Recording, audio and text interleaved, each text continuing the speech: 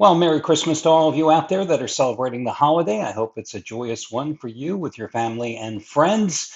Hi, everyone. Al DeMarco here, General Manager of DeMarcoSports.com. And this, of course, is going to be your Thursday video report. I'm going to break down a couple of your Netflix Christmas Day games, taking a look at the games between the Broncos and the Chiefs, and the Lions and the Vikings. Getting to that in just a moment. But first, of course, I'm going to always give you my holiday reminder. There's plenty of football the next couple of days, the next couple of weeks. So if you can't enjoy the games today without betting, if it's going to affect your holiday celebrations, don't bet. That's my simple advice. Just don't bet. There's plenty of betting to be done tomorrow, the next day, the day after that. Just don't do it. Oh, didn't they make a commercial about that once? Yes, just don't do it. Ignore it. These games aren't worth it anyway. They all suck.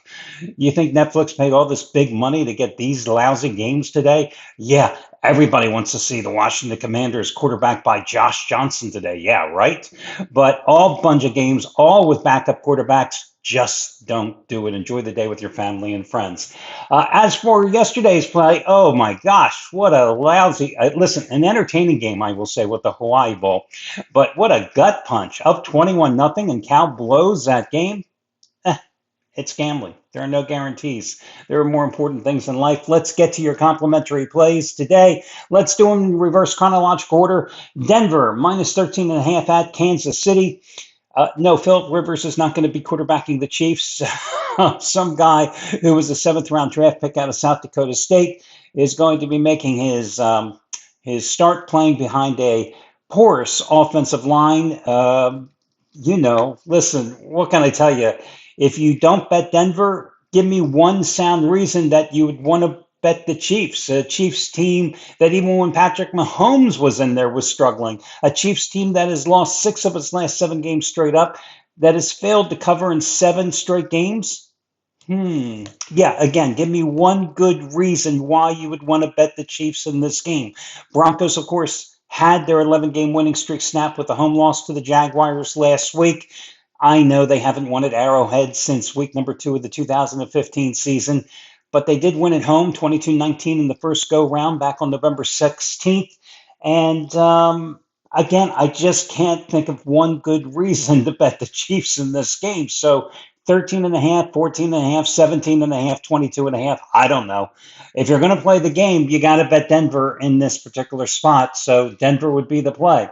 Now, the other game is interesting because you've got Detroit minus 7.5 at Minnesota. The Lions are on life support in terms of trying to get in the playoffs. Their defense, what defense? They haven't played any defense the past 2 weeks. Absolutely none against the Rams and then the Steelers. That game against the Steelers, they were pathetic. Gave up 481 total yards to the Steelers, and on the ground, oh my God, they were pulverized by the Steelers. But now you're going against the Vikings. Quarterback, well, you know who they're quarterbacked by. This Vikings team, so many injuries, though. So not only they're going with the undrafted free agent at quarterback, but they've got an offensive line that has been decimated by injuries. Vikings have started 15 different combinations on the offensive line this season. They're going to be without their starting left tackles on the injured reserve and out for the rest of the short season. Their starting center is out today. Their starting right tackle is questionable. Their starting tight end is out. That's a lot of starters that are going to be missing along the front, okay? Now, they're starting running back, their leading rusher, Jordan Mason, is out too. Now, Aaron Jones had a damn good game the first time these two met when the Vikings upset the Lions in Detroit. 108 total yards in that contest. But even though the Vikings have won 3 in a row, this is an offense that's underperformed all season long, and it doesn't matter who the quarterback has been. I'm going to take a shot and go with the Lions in this particular spot. I know they have been so bad so much here in the second half of the season. Nothing has gone right. The change to Dan Campbell taking on the offensive play calling duties hasn't really worked. And the fact is the Lions have their own injury concerns. The offensive line has been beaten up. And when you've got a Brian Flores defense that blitzes nearly 47% rate, according to NFL analyst Warren Sharp, not Warren Sapp, Warren Sharp. this is going to cause a problem for the Lions here again today. And their secondary has been pathetic because of injuries and because of underperformance all year long, too.